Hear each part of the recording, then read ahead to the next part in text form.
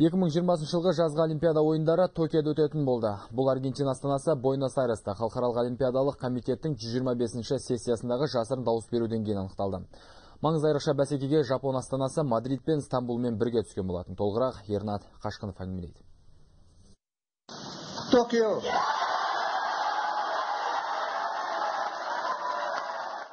Жапондардың қуанышында шек жоқ. Олар өздерін әлемдегі ең үздік қауіпсіздік, тазалық, таксилер қызметі мен көлік жүйесіне ел екендіктерін көрсете алды. Олимпиада кезінде адамдар кез келген нысанға 30 минуттың ішінде жететін болады.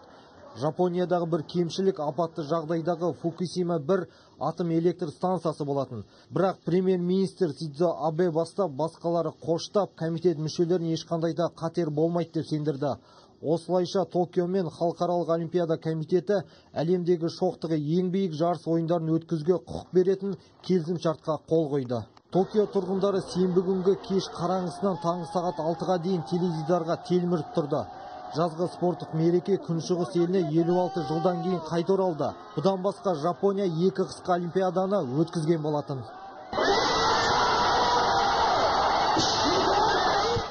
Стамбул қаласы осымен 5-ші рет үміткер ретінде қатысты, бірақ ешбірінде жеңіске жете алған жоқ.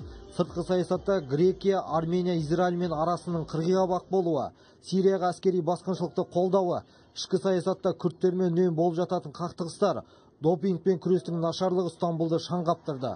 Түріктер нәтижеге ренжігенмен келешектен үмітті. Не дерімді білмей тұрмын. Біз Олимпиаданың Стамбулда өткенін қатты қалап едік. Бұл Түркия үшін үлкен мүмкіндік еді. Бірақ өкінішке орай біз бұған қол жеткізе алмадық. Келешекте жетеміз деген үмітіміз бар. Түркия жасасын.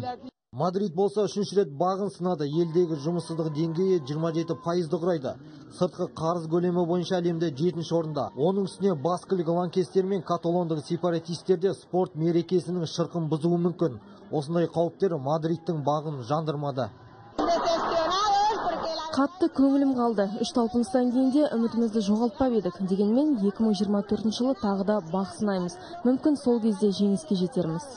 Енді халықаралық олимпиада комитеті 2020 жылғы спорттық бағдарламаны пысықтайды. Жаңа ойын түрлері ретінде күрес, сквош, бейсбол және софтбол қосылып қалу ғажап емес. Ал 10 қыркүйекте халықаралық олимпиада комитетінің жаңа президентінің есімі белгілі болады. Ернат Қашқынов, Раухат Уркумбаев.